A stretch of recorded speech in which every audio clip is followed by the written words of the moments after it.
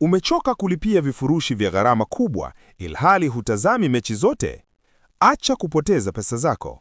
Kwa 5,000 tu, pata mechi zote duniani pamoja na channels za DStv, Azam TV na Ligi Kuu ya Tanzania moja kwa moja kwenye simu yako.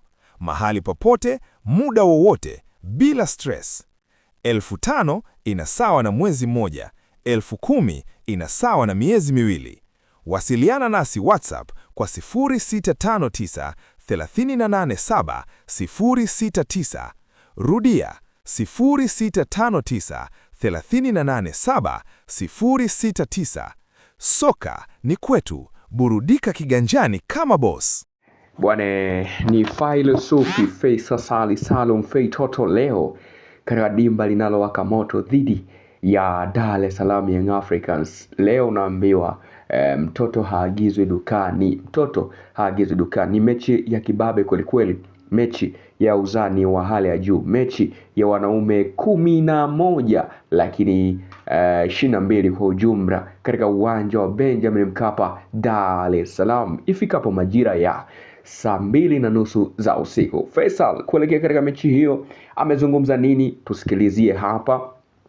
Ametoa ya moyoni, alitoa ya moyoni, alisema mambo mengi sana ambayo ni ya muhimu au ni ya moto sana katika kitu ambacho amekizungumza Faisal. Wanapaswa kumzingatia best of the best one, moja kati ya watu ambao ni hatari zaidi. Kuna vitu ambavyo huwezi ukavifahamu au ukaviamini juu ya kile ambacho kimetokea. Uwezo mkubwa sana wa Faisal Salum katika kupambanua mambo na kuifahamu vizuri Young Africans. Nadhani hii ndiyo ambayo itawasaidia Azam FC, lakini amezungumza vizuri kuhusu Yanga, ameeleza vizuri kuhusu wachezaji wa Young Africans, lakini pia anasema ugumu wa klabu ya soka ya Dar es Salaam Young Africans, na lakini pia inaonyesha ni kwa namna gani team iko perfect kwenye kusimamia misimamo na kwenye kupambania mambo yake, jambo ambalo limeifanya klabu ya soka ya Young Africans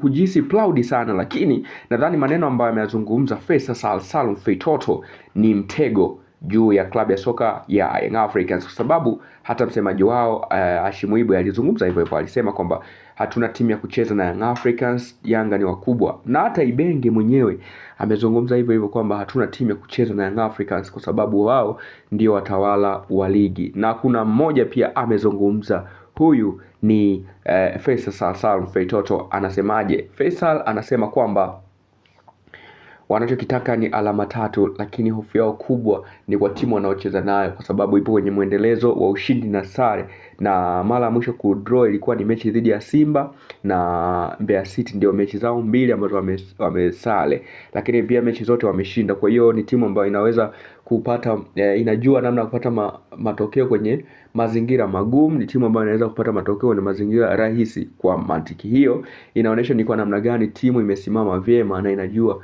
kucheza kwenye njia zake. Kikosi cha soka cha Young Africans kinajiandaa vyema kucheza na hawa watu, kwa sababu kinaamini pia timu ambayo inaenda kucheza nayo si ya kawaida, kwa sababu Azam FC ni miongoni mwa timu ngumu ambazo zina uwezo mkubwa sana wa kucheza na kutumia nafasi. So kitu kikubwa ambacho Florentina Ibenge anapaswa kukitumia ili kuweza kuamudu pia Young Africans, ni timu ambayo pia